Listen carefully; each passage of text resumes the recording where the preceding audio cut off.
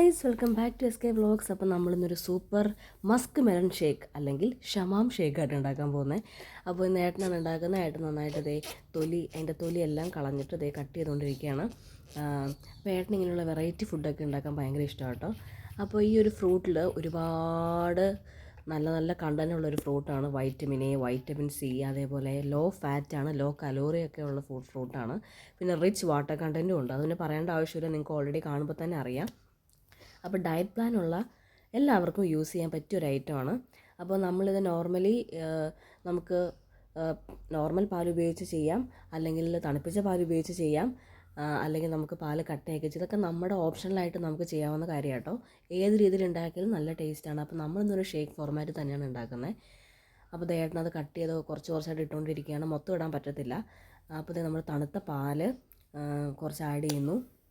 പിന്നെ നമുക്ക് കാഷ്നട്ടുണ്ട്, ബദാമുണ്ട്, പഞ്ചസാരയുണ്ട്, പിന്നെ ഐസ്ക്രീമുണ്ട്. അപ്പോൾ നമ്മൾ ഇച്ചിരി റിച്ച് ആയിട്ടാണ് ഉണ്ടാക്കുന്നത്. അപ്പോൾ ഇതിനകത്തെ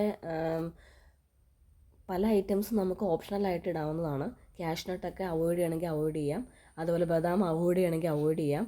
ഐസ്ക്രീം നമുക്ക് ഓപ്ഷണലാണ്. അപ്പോൾ അതൊക്കെ നിങ്ങളുടെ ഇഷ്ടത്തിനനുസരിച്ച് കൂട്ടും കുറയ്ക്കുകയൊക്കെ ചെയ്യാം. ബദാമും കാഷ്നട്ടൊക്കെ നമ്മൾ 2-3 ഇടുന്നതാണ് നല്ലത്. അപ്പോൾ ഏട്ടൻ്റെ ഒരു കൈക്കണക്കനുസരിച്ച് ഏട്ടൻ ഇട്ടു എന്നുള്ളതേ ഉള്ളൂ കേട്ടോ. അപ്പോൾ അത് നിങ്ങൾക്ക് വേണമെങ്കിൽ കുറയ്ക്കുന്നതാണ് ഏറ്റവും നല്ലത്. ഡയറ്റൊക്കെ പ്ലാൻ ചെയ്യുന്നവർക്ക് അതാട്ടോ ഏറ്റവും നല്ലത്. അപ്പോൾ നമ്മൾ അതേപോലെ വാനില ഐസ്ക്രീമാണ് എടുത്തിട്ടുള്ളത്. വാനില ഫ്ലേവർ തന്നെ നോക്കിയെടുക്കുക കേട്ടോ. കാരണം അതിൻ്റെ ടേസ്റ്റ് അല്ലെങ്കിൽ അതിൻ്റെ ഫ്ലേവർ മാറുന്ന രീതിയിൽ നമ്മളൊന്നും ചെയ്യുന്നില്ല കേട്ടോ. അപ്പോൾ അത് ശ്രദ്ധിക്കണം.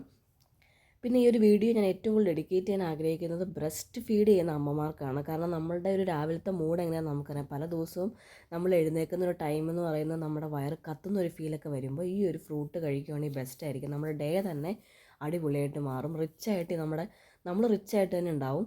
അതേപോലെ നമുക്ക് ഭയങ്കര ഒരു ഫ്രീ ആയിട്ടുള്ളൊരു ഒരു ഫീലിങ്ങും ഉണ്ടാവും. കാരണം അത്രയും വാട്ടർ കണ്ടൻ്റൊക്കെ ഉണ്ടായതുകൊണ്ടായിരിക്കാം കേട്ടോ.